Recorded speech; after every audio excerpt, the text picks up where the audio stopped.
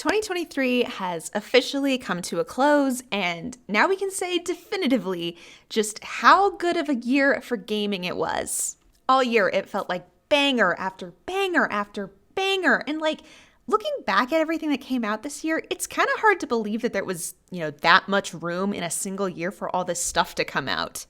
You're telling me that Hogwarts Legacy was 2023? All of that felt so huge at the time, and then the rest of 2023 happened, and I bet you forgot about it until I brought it up just now.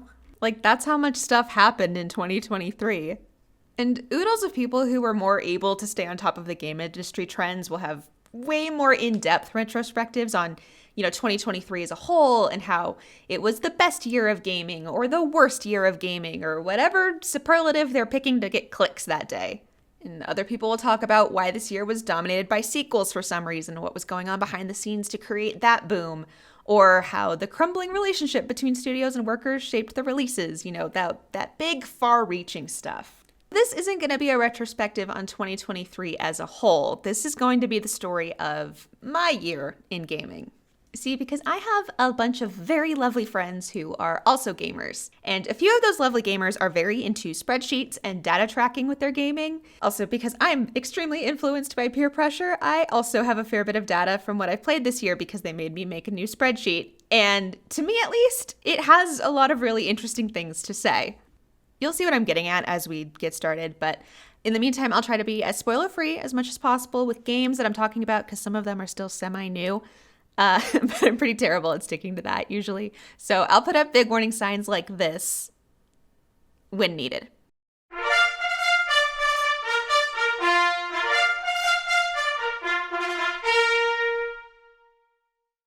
So the first game that I played this year was a first-time playthrough of God of War Ragnarok.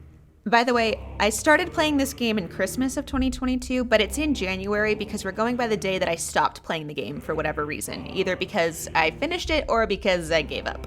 That happens pretty frequently, actually. So, not gonna lie, the memory bank is real fuzzy about Ragnarok. To be fair, it's been over a year at this point since I played this. I really like the combat systems in the new God of War games, but, generally I also just like to play as beefy warriors that can hit stuff good. That is the good role play for me. But more importantly with God of War, it's a game that feels really good to play. And even though the world of the first game has been transformed by Fimbulwinter, all 9 realms are still really interesting to explore and interact with beautiful stories tucked away in hidden corners of the map. I'm looking at you, giant jellyfish. That was excellent side content. It's the kind of game that I really wish I wanted to go back in 100% because it does feel really good to play as Kratos.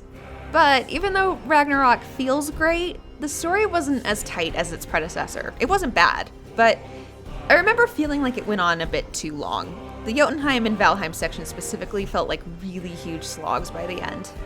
That being said, the performers gave everything they had, and that's really what carries you through the slower parts of the game, with Richard Schiff as my personal favorite as this really destabilizing, creepy Odin. He was so good. The high points are some of the highest I've seen in cinematic gaming, but they're really dragged down by the filler. If you play it, I'd really recommend playing it in a cold winter month for some thematic symmetry. Overall, 6 out of 10. Oh, okay, this is a good time to explain my rating scale because it's confused some people that I've shown it to. Basically, it's a scale from 1 to 10. 1 and 10 are extremes and are very biased in my own personal opinion, which means that I either hated or loved this game respectively because I'm me. It's not objectively a terrible game or objectively, God's gift to gaming. 2 through 9 are a lot less emotionally driven. They range from this game was boring or just bad on a technical level to this game was amazing and technically brilliant. So to be clear, a 5 out of 10 is not an F, it's not bad, it just means I didn't love it, I didn't hate it, I don't really have any strong feelings either way, but I overall enjoyed my experience. Okay? Cool. So after God of War, I picked up Death Stranding. And no, before you ask, I did not finish it.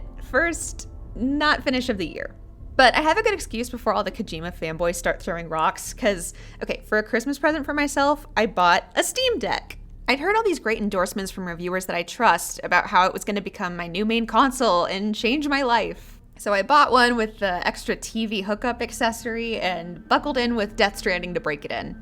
But, Yeah, don't believe everything you read about the Steam Deck. The first thing is that it's just not designed well for smaller hands. It's heavy in general, and there's been complaints about that, but the controls being on the top corners instead of the middle of the unit like it is on the Switch makes it feel really unbalanced. But the real kicker for me is that it really doesn't like to play nice with my TV or my external controllers, so throughout the year as I've fiddled with it, I've mostly just been stuck in that handheld mode, which feels awkward because it's too frustrating to get any of my peripherals to work. So I'm figuring all of this stuff out while wrestling with Death Stranding, which is already not gonna be my type of game, and I knew that going in. It's a big ask unless you already like Kojima. It's this moody walking simulator with, that Kojima sparkles. There's also a little fetus buddy and deadly rain and lots of death and rebirth imagery and stuff, I guess. I'm not really a moody or atmospheric kind of player or a stealth gamer or thought that somebody not only would but could build a walking sim that was longer than 2 or 3 hours and still get people to play it.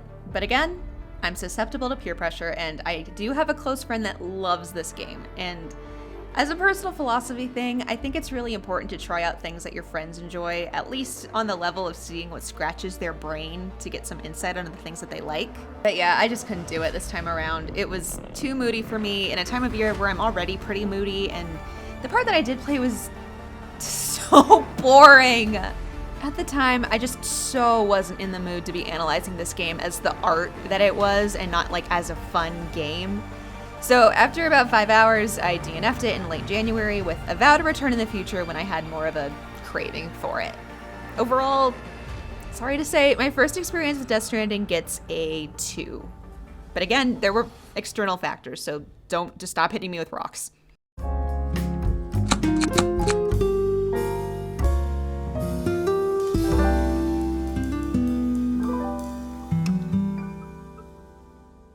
Somehow I didn't play anything in February, or at least I didn't finish anything. I've been racking my brain while writing this script about what might have been going on, and I really don't have any good answers. I got to go to Disney World for a week with my family, but that doesn't explain the other 3 weeks. I played a little bit of Monster Hunter World with some friends, but not enough to be notable on this list. I also wasn't reading that much, according to my Goodreads. I really don't know. I think I lost a month somehow. I don't know. I got too absorbed in the Last of Us show or something. We'll just chalk it up to seasonal depression and move on.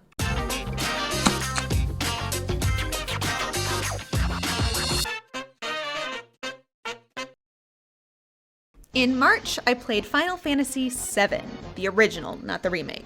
And remember a few minutes ago how I said the Steam Deck was finicky?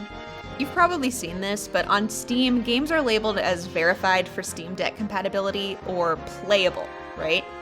And for the record, playable can mean a lot of different things. FF7 is playable, and in this case, it meant an hour wasted on the start screen, because when it says press X to start, it didn't mean the native X button on the deck, it meant X on a keyboard. It did not specify that, which meant that I had to reprogram one of the back buttons to work as the X on the keyboard so the game would actually start. And many months later, I still don't know how angry to be about this because, it's not the game's fault that it didn't work with the Steam Deck and that it didn't think to specify that there might be multiple X buttons available to somebody.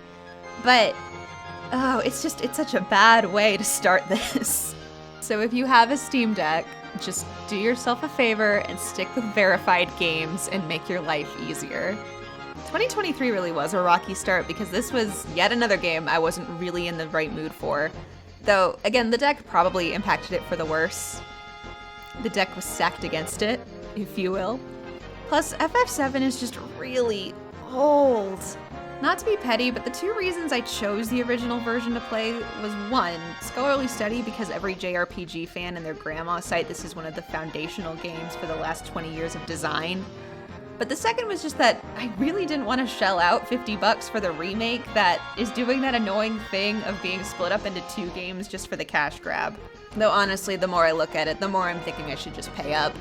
Every time I try a Final Fantasy game, it feels like I get burned, because despite fantasy being in the title, they always end up being these sci-fi stories with a little bit of magic where you have to stop some evil guy from killing the planet by punching God or something. The intro section in FF7 is too long, but I respect the part that I did play, which was enough to get to the overworld. But back in March, I was just really busy with work and my personal life and just didn't have the bandwidth to really sit down and sift through it. This first try gets a respectable 4.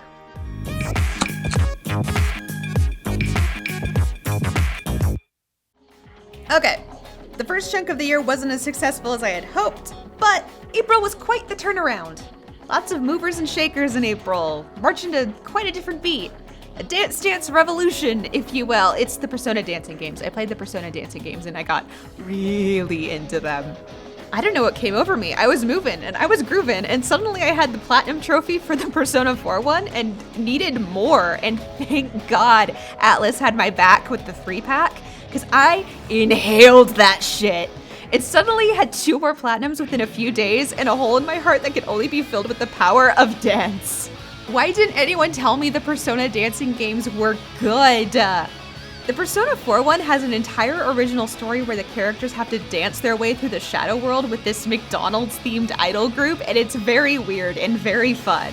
And the music for dancing in Moonlight. I didn't even like the music in Persona 3 very much, but I swear I've had these remixed versions on repeat all year long. Like, they ended up on my Spotify Wrapped. Plus, the Persona 3 and Persona 5 games have this really weird duology setup where Elizabeth and the twins got competitive for some reason, because they're siblings. They got competitive because they're siblings.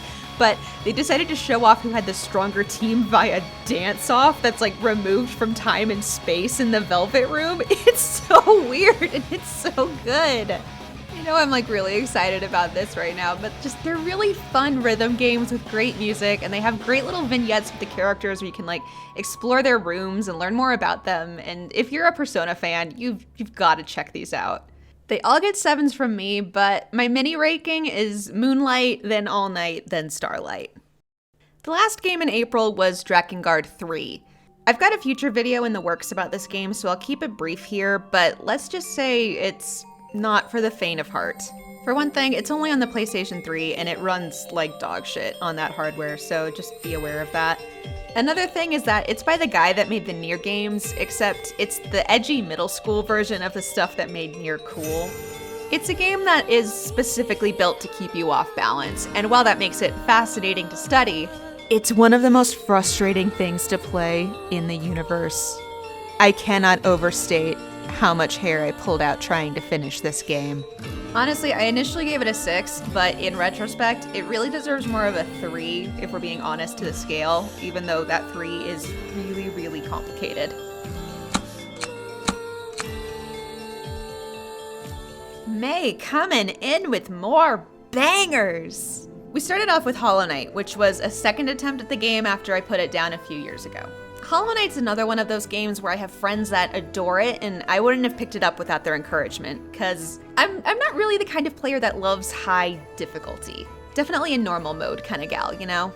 I like 100% in games, and that often requires going the extra difficulty mile, but I don't know, it's frustrating when a base game is notoriously difficult, and the only way to finish the basic story is to get good. But I'm a sucker for beautiful 2D graphics, and once I got a hold of the combat, it really started to feel great. Plus, aesthetically, it's totally on point with the stunning graphics, the animation, and the music. The impressive thing about the game design is that while it may be frustrating to regularly die to platforming or a difficult boss, and, you know, in the meantime you'll curse Team Cherry as you trudge your way back to your ghost, any mistake feels like a skill issue. It never feels like cheap design or bad programming that made you die, you just haven't gotten good enough yet. Any obstacle in your way feels surmountable if you give it enough effort and you get better on your own. And all that said, I didn't finish Hollow Knight this time around. Yeah, we're back on that train. I got distracted, and by the time I remembered I was partway through a Hollow Knight run, it seemed really difficult to get back into. I'll get back into it eventually, but for now, it gets a 5.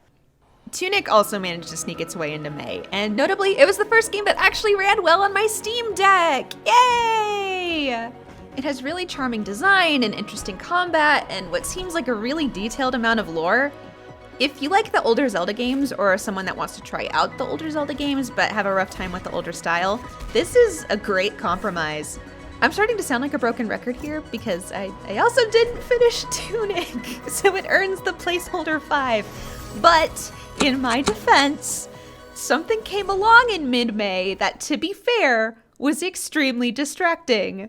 It's it's sort of a cliche now to say Zelda is my favorite series, Zelda is foundational to the games industry, Zelda is the GOAT. And like, even though all that is true, I don't need to say it here. I have restraint a little bit. I played Tears of the Kingdom, you played Tears of the Kingdom, we all played Tears of the Kingdom, it slapped, we all know it. Tears of the Kingdom is a much more traditional RPG than its predecessor, featuring a more traditional Zelda storyline with the return of the formula of the 3 main characters. There's a more design emphasis on quests, and sort of a return to the traditional dungeon structure. Honestly, I am all for that return to form. When it came to Breath of the Wild, for me, exploration isn't a huge motivator when it comes to how much I'm going to enjoy a game, because I get a little bit of FOMO. You know, big open world games can be overwhelming because it feels like I'm missing out on things, but then I burn out on doing all of the little things and then I get mad, so then I just focus on the main story, but I still feel like I'm missing on things, and it's this big vicious cycle that can just get really exhausting, which is why I'm a bit more likely to abandon those type of games. I did not abandon Breath of the Wild, for the record. And actually, Breath of the Wild didn't even have that problem so much, but spending so much time alone in the wild was lonely. It was desolate. Which is why in Tears of the Kingdom, it was comforting to feel like Hyrule was populated again, and to see how people were recovering after the end of the calamity that we worked so hard to end. Did it have its weak points? Sure. The story structure suffered in order to stay flexible, which made Zelda's past section feel flimsy, and it's a shame that we didn't get a Midna or a Groose or any other brilliant story beats besides... Okay, here's the big spoiler warning, just look at that, okay? 3, 2, 1. Oh my god, the ending! Oh my god, okay, flying on Dragon Zelda's back to beat up Dragon Ganondorf, that was the coolest moment, especially for like a Zelda fan.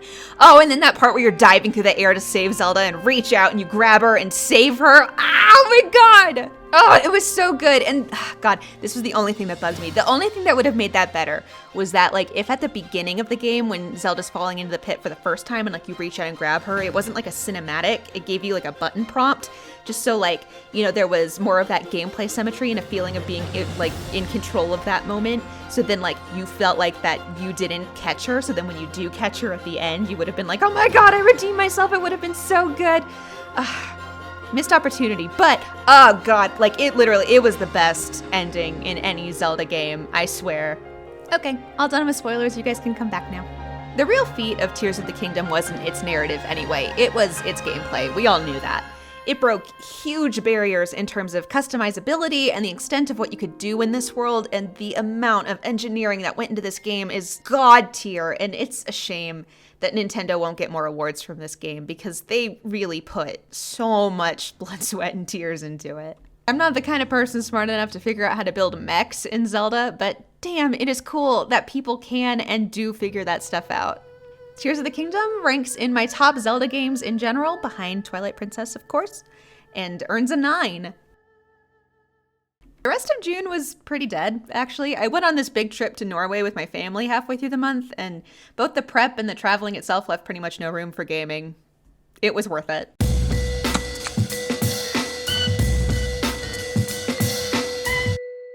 Wow, look at that. We're already halfway through the year. July was a big month for replays. I've been working at 100%ing the 3 main Kingdom Hearts games for the last couple years. It's this kind of comfort game where I'll play it if I don't have anything else I want to play, but just kind of want to fiddle with something. So when I realized that somehow I'd never actually finished Kingdom Hearts 3, I had to fix that immediately. For the uninitiated, it's hard enough to explain Kingdom Hearts just on its own, so think hack and slash where Final Fantasy and Disney had a baby, but there's lots of time travel and like alternate versions of people for reasons. Kingdom Hearts 3 is the end of a very long chapter of the series, and it shows. It tries to cram in every character and mechanic and reference from the previous 12, 13, an amount of games, which is already an impossible feat to wrap up nicely. I wouldn't mind the messy, bloated story as much because honestly with Kingdom Hearts it's more of a feature than a bug at this point with any of the games. But the gameplay was so bloated with mechanics grandfathered in from the previous games that you almost like couldn't breathe. But overall, it's a fun button mashing time. It's the kind of mindless fun game that scratches an itch for me, and honestly just I can relax. Sure, the Disney worlds suck, It still hurts that they made my favorite movie the most boring world in the game. And yeah, nothing about the lore makes sense, but it's fun. It's not as fun as Kingdom Hearts 2, but very few things are. The important thing is that I was able to check off a finished game and even squeeze out a few more trophies before getting distracted again. 6 out of 10. July also saw a quick revisit to Eco at the end of the month. Eco? It's Eco. I'd played it before, but a friend was playing through it for the first time, and I had a copy, and I thought it would be fun to run through it together.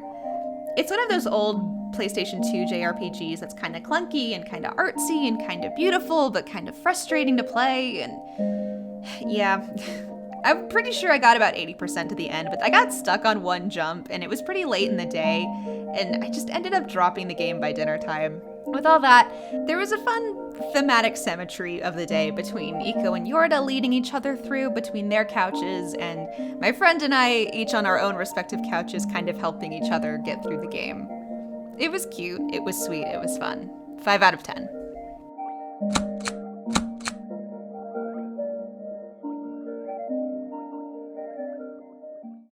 Huh. I didn't finish anything in August. I guess I was busy having summer fun. I was busy. I was going camping and generally going out, and I was on a trivia team, and I went on hikes with my dog. I was having dinners and movie nights and enjoying the sunshine. I'm a gamer. I went outside. I know it's rare.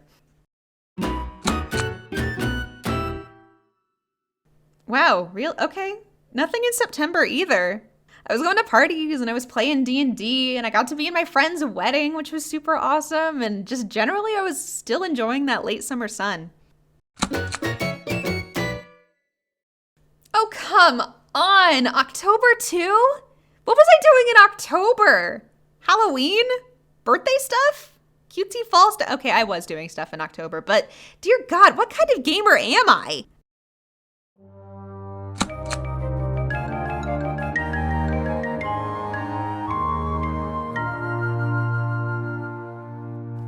Oh, okay. Here's where everything ended up. Okay, so just because I didn't finish anything in the last few months didn't mean that I wasn't playing stuff.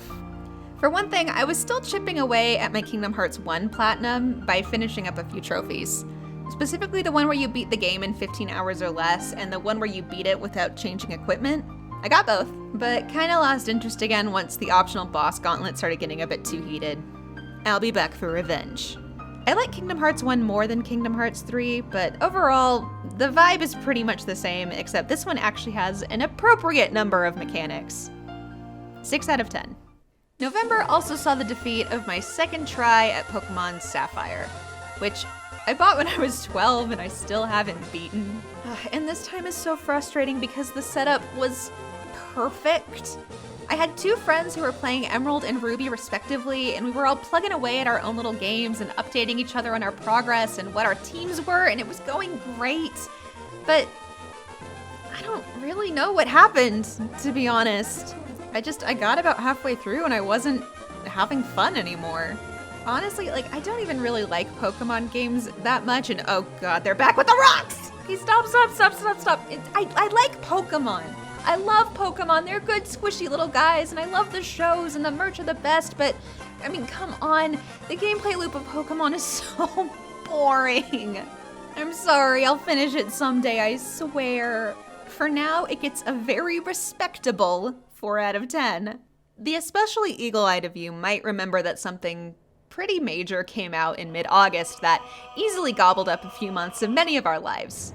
Something that may correspond to why the previous few months were so quiet. We all know Baldur's Gate 3 was fantastic. It won Game of the Year for a reason. It's easily the most narratively complex game to come out ever, and it somehow encompasses the flexibility and imagination of Dungeons & Dragons into a computer game, which is something that many people didn't think could be done at all, let alone to this scale. This year was the first I was really able to play Dungeons & Dragons myself.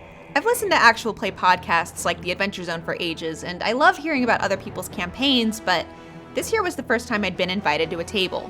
Quickly realizing that sorta knowing the rules wasn't gonna get me very far, I bumbled my way through my Warlock character, but I had a great time learning from my new friends who were way more experienced players. I was also fortunate enough to play Baldur's Gate 3 with a separate group of friends. Somehow Baldur's Gate 3 wasn't on my radar at all until one guy put out an invite in our Discord for a 4th player, and I figured, sure, what the hell, it'll be a good excuse to hang out with these guys. So I quickly whipped up a druid named Valinette, and I hopped in completely blind, which was rough.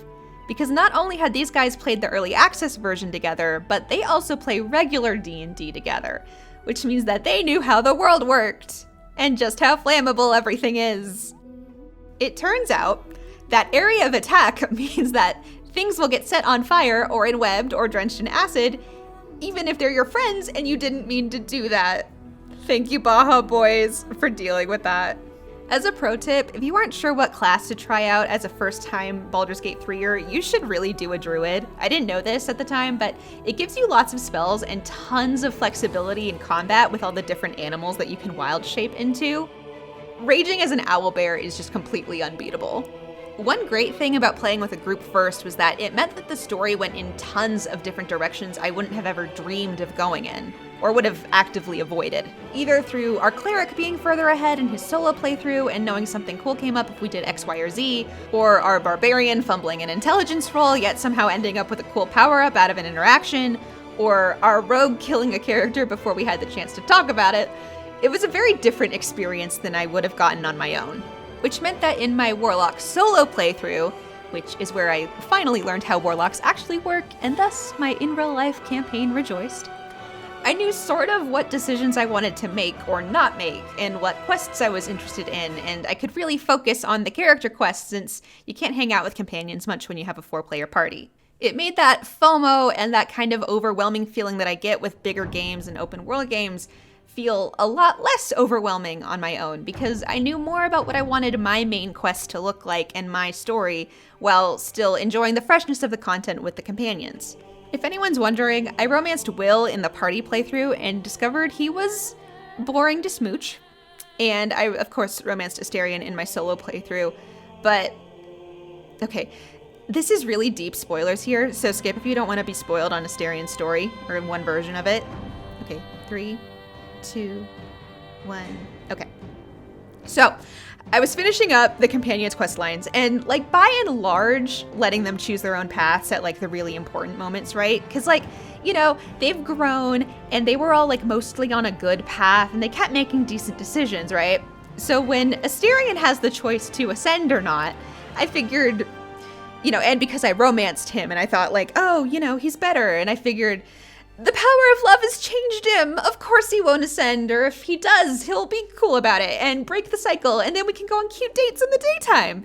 You do you, baby. You make your own decisions. I'm proud of you. I love you.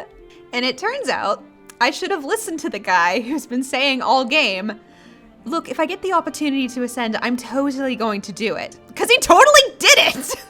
Which, fine, okay, whatever. So he's a bit more of an asshole now, and not in the fun way like he was before. Whatever, that's fine. Except then he's like, hey babe, I want to make you a vampire. And I'm like, a vampire queen? And he's like, no, vampires spawn. And I'm like, you didn't like that very much. You were enslaved. You're not going to enslave me. And he's like, no, not enslave. You just have to earn Vampire Queen by being spawned first. And I'm like, okay, we're done if you think making me a slave is fine. And he's like, fine, whatever, I don't need you. So we break up, and then he has the audacity to be bitter boots about it for the rest of the game. You will regret leaving me more than anything you live to regret. So yeah, be careful with that. Okay, we're back from spoilers. Everyone in my life who hasn't played Baldur's Gate 3 yet has been getting the sales pitch from me for months about how they need to upgrade their computer or their consoles or whatever to play this game, because I am so curious about the characters that they'll make and the story that they'll tell, and I want to talk about it so much more. 9 out of 10, obviously. A few days after finishing Baldur's Gate 3, I was kind of jonesing for some more focused multiplayers, so I called up a friend and we played Bokura together. I'd only heard a little bit about it online as a cute 2-person platforming puzzle thingy where one person sees a totally different world than the other and you have to cooperate by talking to each other. So when I got the cutesy animal world and he got the kind of ugly robot one, I was pretty psyched about that until it got weird. I'm not going to spoil it much because going in blind was probably the best approach, but if you have a free evening and you have somebody to play it with, it's totally worth a shot. Just be wary of dropping connections and dropping your buddy because you suck at platformers. I'm sorry. 4 out of 10 is a game, but it is really fun with the right person. Last up in November was Stray Gods, which I actually streamed, and you can watch on my VOD channel if you're curious. By the way, a little plug. I stream shorter games sometimes on Twitch, very rarely, but you should subscribe so that you know when I start streaming and you can come hang out if you want. It blows my mind that Stray Gods didn't get a nod for music at the Game Awards, because it's not like this was a low-profile thing. Somehow nobody heard about it, but the cast is stacked with some of gaming's best voices, and it is truly a technical achievement in terms of sound design. The hook of this game is that instead of combat or regular dialogue options, you sing songs with other characters. So you have to pick lyrics in the moment during the song to direct the conversation where you want it, which means that they had to write the music to branch and adapt to where you steer the conversation. I'm a total musical theater geek and a Greek mythology geek and a gaming geek, obviously, and this was like such a fun marriage of all 3 of those interests. I know it's not a game for everybody, I get that. But it is such a shame that there hasn't been more hype for it, because for the size it is and for like what it is, it has the same quality of thought and design as a Tears of the Kingdom or a Baldur's Gate 3. Easily a 9 out of 10.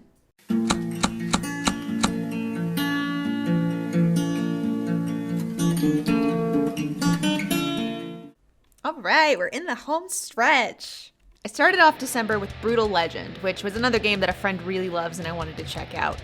Actually, I streamed this one too, but YouTube really hated all that copyright music, so alas, it's one of those things that you had to be there for. I'm not really a metal girly, but I figured that I love Double Fine games and I love Jack Black and I kinda know who Ozzy Osbourne is, so why not? It'll probably be fun. Jack Black and Jennifer Hale and Tim Curry, and wow, this cast was stacked. They crushed their parts, of course, and it was clearly this huge love letter to an era of music that was made with a lot of thought and care. Sure, the driving was clunky, but I kinda loved racing around the world by the end. And while the world itself was really cool to explore, the story and the world building was kinda meh. But I don't know, something about that Tim Schafer humor keeps me hooked. My biggest gripe with the game is the gameplay. It wanted to be a third-person brawler, but also a driving game, but also a rhythm game, but also a tower defense game, and it's pretty frustrating that it dipped into all of these different pots, but couldn't really make even one of them feel right. But it is what it is. I'd go fight a story mission and then go burn some stuff in my sick car, and then I'd feel better. The music also ruled, obviously, and now I kinda get why my dad is into those bands. Overall, looks cool, sounds cool, feels meh. 4 out of 10. Okay, this next one is gonna be controversial. Disco Elysium. I first tried this one in early 2022 after multiple recommendations, but it was too dreary and cold for me to play right then because I was also feeling dreary and cold, so I shelved it for a time when I could really give it a fair chance. Turns out that the dreary and cold of last December was just right because I finally finished it, though I did really bomb through it. I remembered how to get through days 1 and 2 pretty easily and mostly recreated my steps from last time. The main difference was that this time I did like a smart thinky build instead of a empathetic build, and I kept dying over and over because Harry would take too much psychic damage over his inadequacies and just straight up quit being a cop. There's a certain beauty in the ruin of Disco Elysium for sure. The lonely trumpet sighing over the neighborhood, the amount of detail that went into the creation of a world on the brink of destruction, the amount of complex thought and the questions posed to the player as they think about what has happened to Martinez and what Martinez could subsequently become, and who Harry has been and could become. Am I a bad person for not engaging more? For being neutral in most situations because taking firm stances in all of these ideologies seemed reductive of the nuances of those terms? For skipping large portions of expository dialogue because it didn't have much to do with the murder itself? For just wanting to help the people I could in the moment and be as good a cop as I could to make my partner's life easier as apologies for the ruin I'd caused as a man I couldn't even remember or control? For simply wanting to get through this game to check it off on my spreadsheet and move on? Is that fair to this game as a piece of art? Is that fair to me as a player? Looking at lore videos and essays after the fact, there was lots of content that I missed, both because of my rush to complete the game and my specific build that might have piqued my interest more, especially stuff involving things like the Pale. More so, it was fascinating to talk to friends after I'd finished and see just how passionately they felt about this game. What was so neutral for me inspired so much thought and depth for others.